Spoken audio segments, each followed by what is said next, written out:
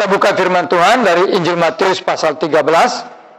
Kita akan baca dari ayat 24 sampai 30. Kemudian kita akan lanjutkan dengan ayat 36 sampai 43. Bagi Bapak Ibu yang membawa Alkitab, silakan dibuka.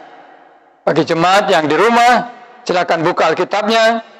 Dan mari kita baca bersama-sama. Saya mulai dari judulnya dan kita lanjutkan bersama mulai dari ayat 24 sampai 30. Matius 13 ayat 24 sampai 30. Perumpamaan tentang lalang di antara gandum. Yesus membentangkan suatu perumpamaan lain lagi kepada mereka, katanya, hal kerajaan sorga itu seumpama orang yang menaburkan benih yang baik di ladangnya. Tetapi pada waktu semua orang tidur, datanglah musuhnya menaburkan benih lalang di antara gandum itu, lalu pergi. Ketika gandum itu tumbuh dan mulai berbulir, nampak jugalah lalang itu. Maka datanglah hamba-hamba Tuhan ladang itu kepadanya dan berkata, Tuhan, bukankah benih baik yang Tuhan taburkan di ladang Tuhan? Dari manakah lalang itu? Jawab Tuhan itu, seorang musuh yang melakukannya. Lalu berkatalah hamba-hamba itu kepadanya, jadi maukah Tuhan supaya kami pergi mencabut lalang itu? Tetapi ia berkata, jangan, sebab mungkin gandum itu ikut tercabut pada waktu kamu mencabut lalang itu. Biarkanlah keduanya tumbuh bersama sampai waktu menuai. Pada waktu itu aku akan berkata kepada para penuai, kumpulkanlah dahulu lalang itu, dan ikanlah berkas-berkas untuk dibakar, kemudian kumpulkanlah gandum itu ke dalam lumbungku. Ayat 36 sampai dengan 43. Maka Yesus pun meninggalkan orang banyak itu, lalu pulang. Murid-muridnya datang dan berkata kepadanya, jelaskanlah kepada kami perumpamaan tentang lalang di ladang itu. Ia menjawab katanya, orang yang menaburkan benih baik ialah anak manusia. Ladang ialah dunia. Benih yang baik itu anak-anak kerajaan, dan lalang anak-anak si jahat. Musuh yang menaburkan benih lalang ialah iblis. Waktu menuai ialah akhir zaman, dan para penuai yaitu malaikat. Maka seperti lalang itu dikumpulkan dan dibakar dalam api, demikian juga pada akhir zaman. Anak manusia akan menyuruh malaikat-malaikatnya, dan mereka akan mengumpulkan segala sesuatu yang menyesatkan, dan semua orang yang melakukan kejahatan dari dalam kerajaannya. Semuanya akan dicampakkan ke dalam dapur api. Di sanalah akan terdapat ratapan dan kertakan gigi. Pada waktu itulah orang-orang benar akan bercahaya seperti matahari dalam kerajaan Bapa mereka. Siapa bertelinga, hendaklah ia mendengar. Amin. Bapak, Ibu, Saudara yang dikasihi Tuhan, tetangga kami punya pohon mangga, tidak terlalu tinggi. Mungkin tingginya hanya dari lantai ini sampai plafon. Tapi pohon mangga ini tumbuh bersebelahan dengan pohon biasa. Tapi yang menarik bagi saya adalah setiap lewat dalam musim mangga ya, lewat dari rumah tetangga itu, pohon mangga yang pendek ini, yang tidak terlalu tinggi ini, buahnya lebat sekali. Banyak sekali buahnya. Walaupun dia sepertinya digencet oleh sebuah batang pohon yang juga tumbuh bagus, tetapi buah mangga ini, pohon mangga ini maksud saya, bisa berbuah lebat. Nah, tema kita dalam bulan Oktober adalah tetap berbuah di tengah dunia yang gemuruh. Bulan September, tema kita adalah tetap tenang di tengah dunia yang gemuruh. Dunia yang gemuruh artinya adalah ada persoalan, ada masalah, ada intimidasi, gencetan dari dunia ini. Hari ini Tuhan mengajar kita tentang lalang di antara gandum. Bahwa sebagai gandum ini tetap bisa berbuah walaupun dia digencet oleh lalang.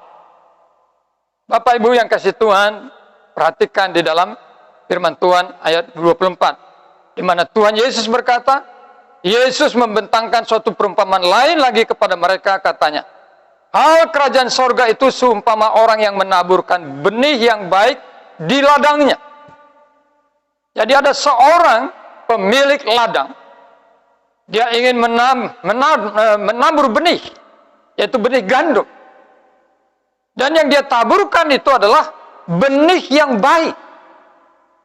Benih yang baik. Benih yang berkualitas. Kata baik di sini bukan saja baik dilihat, tetapi berkualitas. Benih yang dia taburkan adalah benih yang sangat berkualitas. Tetapi sesudah benih itu ditabur, di dalam ayat 26 dikatakan, ketika gandum itu tumbuh dan mulai berbulir, nampak jugalah lalang itu. Jadi ketika gandum ini mulai tumbuh dan mulai berbulir, rupanya ada lalang yang tumbuh bersama dengan gandum ini. Saudara-saudara yang dikasih Tuhan, itu bisa membuat gandum ini sebenarnya mati dan tidak tumbuh dan tidak berbulir. Tetapi karena ini adalah benih yang berkualitas, benih yang unggul, maka walaupun ada lalang yang menggencet dia dalam bertumbuh, dia tetap tumbuh dan dia berbulir. Nah, ketika melihat situasi dan keadaan seperti itu, hamba-hamba daripada pemilik ladang ini bertanya di dalam ayat 27. Berkata seperti ini. Maka datanglah hamba-hamba Tuhan ladang itu kepadanya dan berkata, Tuhan, bukankah benih baik yang Tuhan taburkan di ladang Tuhan? Dari manakah lalang itu? Jadi ini adalah para hambanya. Mereka sudah bersihkan ladang itu dengan sebaik mungkin, siap untuk ditaburi benih. Mereka yakin seharusnya tidak ada lalang yang bisa tumbuh di ladang itu, karena sudah dibersihkan dengan baik. Kemudian benih yang ditanam bukan benih yang bercampur dengan benih lalang, tapi benih berkualitas, benih unggul. Lalu ketika tumbuh gandum itu dan berbulir, lalu ada juga lalang, mereka bertanya, Tuhan, dari mana lalang ini bisa tumbuh? Tuhan Yesus menjawab dalam ayat 28. Jawab Tuhan itu seorang musuh yang melakukannya. Lalu berkatalah hamba-hamba itu kepadanya, jadi maukah Tuhan supaya kami pergi mencabut lalang itu? Ketika para hamba ini bertanya, Tuhan, dari mana lalang ini? Tuhan Yesus dengan tegas berkata, musuh melakukan. Bapak Ibu yang dikasih Tuhan, kita akan nanti diajar arti pelalang dan gandum. Lalu para hamba itu bertanya, kalau gitu maukah Tuhan kami cabut lalang itu? Tuhan berkata seperti ini ayat 29. Tetapi ia berkata, jangan, sebab mungkin gandum itu ikut tercabut pada waktu kamu mencabut lalang itu. Biarlah keduanya tumbuh bersama sampai waktu menuai. Pada waktu itu akan berkata kepada penuai, kumpulkanlah dahulu lalang itu dan ikatlah berkas-berkas untuk dibakar. Kemudian kumpulkanlah gandum itu ke dalam lumbung. Bapak Ibu yang dikasih Tuhan, apa arti perumpamaan ini bagi kita? Yang pertama, mari kita lihat makna daripada perumpamaan ini yang dijelaskan Tuhan Yesus dalam ayat 37 sampai 39. Mari kita baca sama-sama.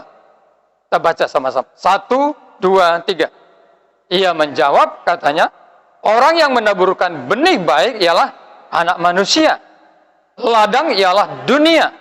Benih yang baik itu anak-anak kerajaan, dan ladang anak-anak si jahat. Musuh yang menaburkan benih lalang ialah iblis. Waktu menuai ialah akhir zaman, dan para penuai itu malaikat. Bapak Ibu, perumpamaan ini bicara tentang kehidupan sebagai umat Tuhan. Kehidupan sebagai orang percaya. Karena Tuhan Yesus menjelaskan, orang yang menaburkan benih itu ialah Tuhan sendiri. Benih yang baik itu anak-anak kerajaan. Ladang itu adalah dunia. Saudara dan saya adalah anak-anak daripada Allah. Allah yang kudus, Allah yang agung. Kita menjadi anak-anak Allah bukan karena kita dilahirkan dari Allah, tapi karena kita diadopsi ketika kita menjadi orang yang percaya kepada Tuhan Yesus. Bapak Ibu, mari ingat, saudara dan saya adalah benih yang baik. Benih yang berkualitas. Benih yang bermutu. Karena di dalam diri saudara dan saya ada pekerjaan Tuhan yang luar biasa, ada karya Tuhan yang luar biasa, di mana Dia telah mengampuni dosa kita, Dia telah memperbaharui hidup kita, dan Dia memberikan rohnya kepada kita. Dia juga memberikan karunia-karunia roh kepada kita. Jadi setiap orang Kristen, setiap orang percaya, setiap orang yang sudah lahir baru, harus melihat dirinya sebagai benih yang baik, benih yang berkualitas. Supaya kita di tengah-tengah dunia ini tidak menjadi orang yang rendah diri. Kita menjadi malu untuk tampil, malu untuk berkarya, malu untuk berbuat, karena rasa kita bukan orang yang berkualitas. Tapi Tuhan berkata, saudara dan saya ditempatkan Tuhan di tengah-tengah dunia ini adalah sebagai benih yang berkualitas, sebagai anak-anak daripada kerajaan Allah. Ini yang pertama yang perlu kita pelajari. Ini yang pertama yang perlu kita yakini dalam hidup kita. Saudara dan saya, dimanapun kita tinggal, dimanapun kita berada, saudara dan saya adalah anak-anak kerajaan. Anak-anak kerajaan. Saudara yakin itu? Ayo katakan, saya adalah anak-anak kerajaan Allah. Katakan, 1, 2, 3. Saya adalah anak-anak kerajaan Allah. Ini sesuatu yang harus menjadi sikap kita, hidup kita. Saya adalah anak-anak kerajaan Allah. Tapi yang kedua, Bapak Ibu, di mana Tuhan menempatkan kita di tengah-tengah dunia ini sebagai anak-anak kerajaan, maka musuh Tuhan juga menempatkan anak-anaknya. Nah, musuh Tuhan itu siapa? Karena dikatakan di dalam ayat 39, musuh yang menaburkan benih lalang ialah iblis. Dan lalang itu dikatakan dalam ayat 38. Ladang ialah dunia, benih yang baik itu anak-anak kerajaan, dan lalang anak-anak si jahat. Jadi iblis, musuh Allah itu tidak ingin anak-anak kerajaan itu hidup dengan kehidupan yang penuh kelimpahan, hidup dengan penuh kebahagiaan, hidup dengan penuh kesukacitaan. Maka dia menempatkan lalang di ladang itu. Kalau kita baca ke dalam perumpamaan sebelum penjelasan Tuhan Yesus, dikatakan dalam ayat 25, tetapi pada waktu semua orang tidur, datanglah musuhnya menaburkan benih lalang di antara gandum itu lalu pergi. Jadi walaupun kita adalah anak-anak kerajaan di tengah-tengah dunia ini, kita akan mengalami kesukaran, kita mengalami kesulitan karena ada anak-anak si jahat yang selalu berusaha untuk menghancurkan kita, berusaha untuk mengalahkan kita. Mari sadari, ada musuh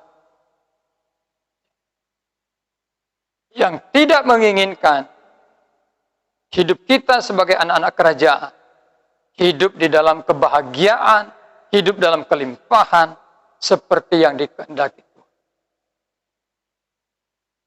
Iblis si jahat itu menempatkan anak-anaknya di dunia ini.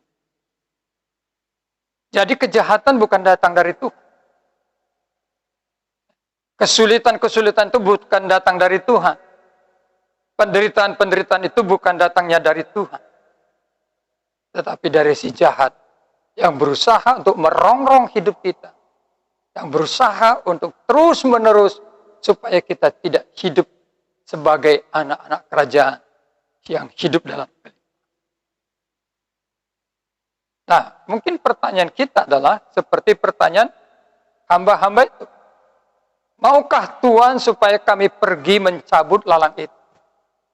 Mungkin kita bertanya, kalau lalang itu, orang-orang jahat itu adalah anak-anak si iblis, Tuhan habisilah mereka. Maukah Tuhan membuat mereka tidak ada lagi? Mungkin itu yang muncul pikiran kita. Supaya saya sebagai anak-anak kerajaan hidup dalam damai, hidup dalam sukacita, hidup di dalam kebebasan, maka saya ingin Tuhan, anak-anak si jahat ini, Tuhan habiskan saya. Saudara, itu pikiran kita. Tapi apa jawab Tuhan? Ayat 28. Jangan. Sebab mungkin gandum itu ikut tercabut. Atau kita baca sama-sama ayat 29.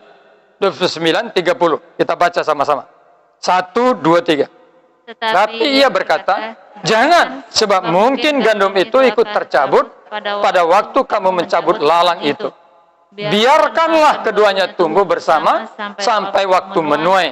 Pada waktu itu aku akan berkata kepada para menuai, kumpulkanlah dahulu lalang itu, dan ikanlah berkas-berkas untuk dibakar. Kemudian kumpulkanlah gandum itu ke dalam lumbung. Di sini Tuhan berkata, tidak. Biarkanlah mereka tumbuh bersama. Wahai Bapak Ibu, ini suatu hal yang luar biasa. Tuhan berkata, biarkanlah anak-anak kerajaan itu tetap bertumbuh dan lalang itu tetap bertumbuh. Biarkanlah keduanya tumbuh bersama sampai waktu menuai. Jadi Tuhan bilang, kalau lalang ini tidak perlu dicabut.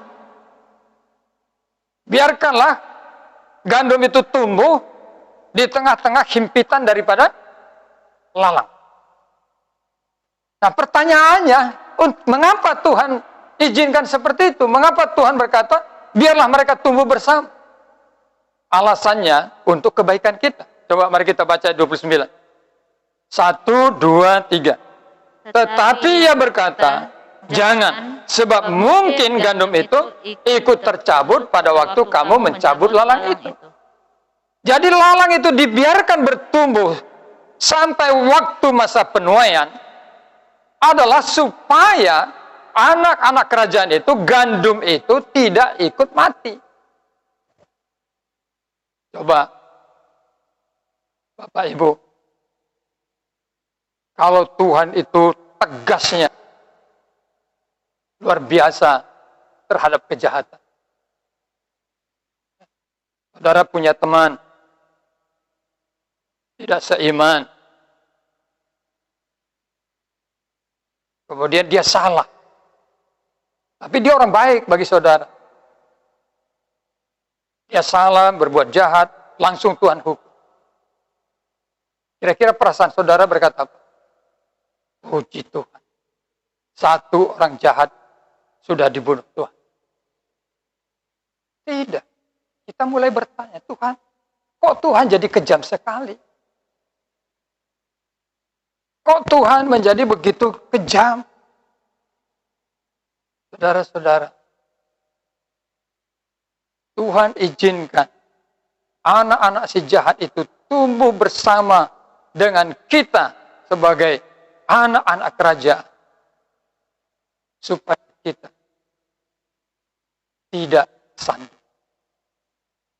Seperti lalang itu, kalau lalang itu dicabut, maka gandum itu juga bisa ikut tercabut dan mati.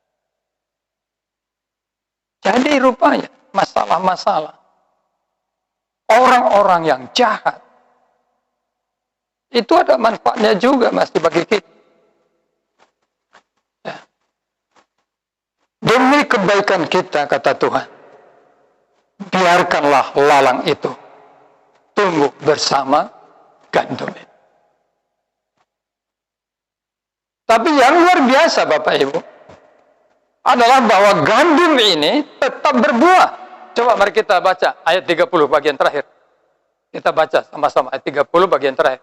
Kumpulkanlah, mulai dari kata kumpulkan. 1, 2, 3. Kumpulkanlah dahulu lalang itu dan ikanlah berkas-berkas untuk dibakar.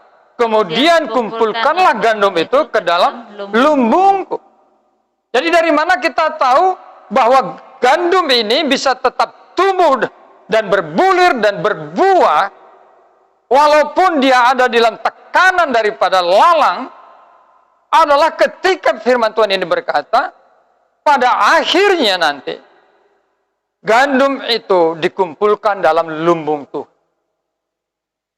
Lumbung daripada pemilik ladang. Jadi dia tetap bertumbuh. Ada himpitan, ada intimidasi, ada tekanan dari anak-anak si jahat lalang itu. Tetapi anak-anak kerajaan itu tetap bertumbuh, tetap berbuah. Dia menghasilkan hal yang memuliakan Tuhan. Kita baca ayat yang ke-42 sampai dengan 43. Kita baca sama-sama. 1, 2, 3. Semuanya akan dicampakkan ke dalam dapur api. Di sana akan terdapat ratapan dan kertakan gigi. Pada waktu itulah orang-orang benar akan bercahaya seperti matahari dalam kerajaan Bapa mereka. Siapa bertelinga, hendaklah ia mendengar. Ada akhir kehidupan. Di mana di akhir kehidupan ini, anak-anak si jahat itu, mereka akan dikumpulkan oleh para malaikat, lalu dibawa ke dalam penghukuman kekal. Dicampakkan ke dalam dapur api. Di sana akan terdapat ratapan dan kertakan gigi. Tapi orang-orang percaya, anak-anak kerajaan, orang-orang benar, bercahaya seperti matahari dalam kerajaan Bapa.